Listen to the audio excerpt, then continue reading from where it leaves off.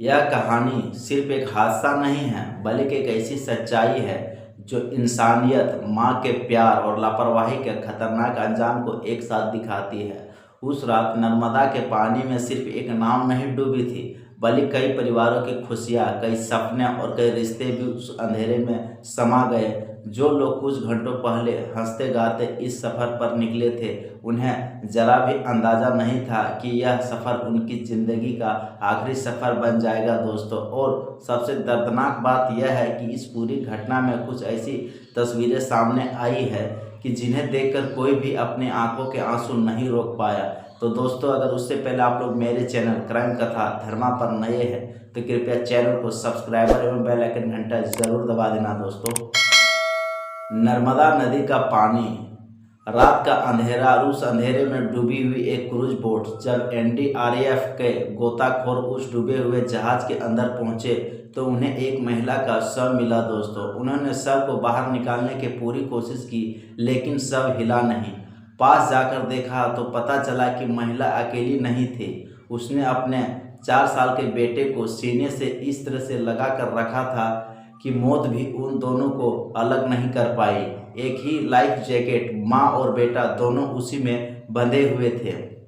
यह तस्वीर अब पूरे देश के सामने, और यह तस्वीर मध्य प्रदेश के जबलपुर जिले से आई है, बारगी डैम से, जहां 30 अप्रैल की देर शाम एक टूरिस्ट क्रूज पलट गई।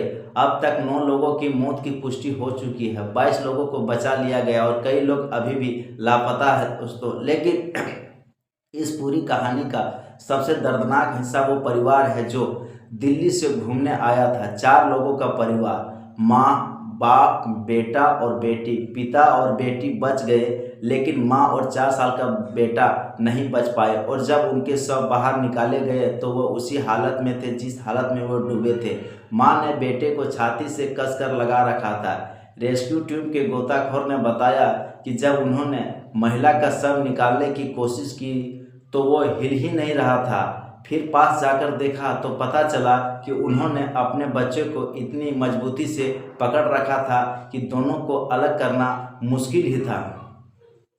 पर पूरी टीम उस दृश्य को देखकर भावुक हो गई। यह हादसा 30 अप्रैल की देर शाम बारगी डैम के पास हुआ। बारगी डैम जो नर्मदा नदी पर बना है, मध्य प्रदेश के जबलपुर जिले में स्थित एक बड़ा टूरिस्ट सेंटर है। यहाँ एमपी टूरिज्म की क्रूज बोट चलती है और शाम की बोट राइड यहाँ का सबसे बड़ा आकर्षण माना जाता है।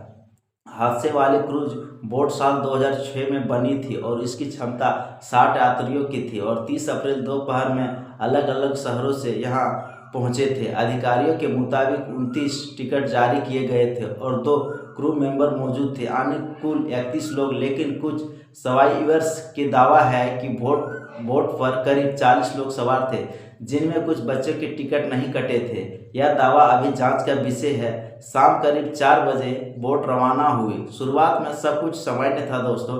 म्यूजिक बज रहा था, लोग डांस कर रहे थे, फोटो खींच रहे थे। लेकिन जैसे जैसे समय बीतता गया, मौसम बदलने लगा। हल्की बारिश के बाद शाम करीब 6 बजे अचानक तेज हवाएं चलने लगी। पानी में बड़ी बड़ी लहरें उठने लगी। बोट तेजी से हिलने लगा। यात्री घबरा गए और क्रूज से बोट के किनारे लेके जाने की मांग करने लगे। किनारे पर मौजूदा स्थानीय लोग भी इशारों से बोट को वापस बुला रहे थे, लेकिन बोट किनारे तक नहीं पहुंच पाए। एक सवाईवार ने बताया कि कैप्टन काफ़ी देर तक बोट को कंट्रोल करने की कोशिश करता रहा, लेकिन तेज हवा और लहरों के कारण बोट काबू में नहीं आ रही थी। बोट किनारे से करीब 300 मीटर दूर थी, तभी एक तेज लहर आई और बोट पलट गई।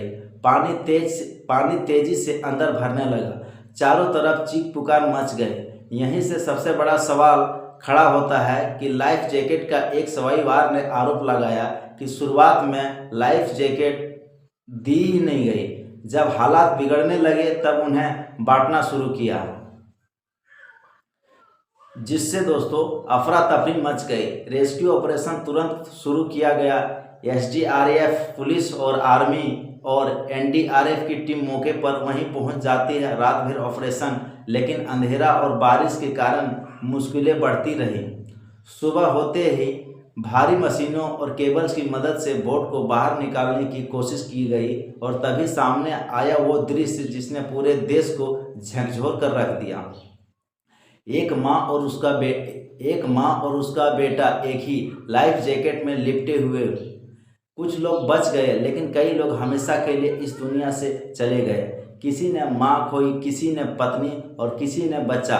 सरकार ने जांच का आदेश दे दिया, मुआवजे का ऐलान भी किया, लेकिन सवाल अब वही है, क्या वह हादसा टाला जा सकता था या क्या लापरवाही हुई? और सबसे बड़ा सवाल क्या है कि उन जिंदगियों की कीमत सिर्फ जांच और मुआवजे तक ही सीमित रह जाएगी।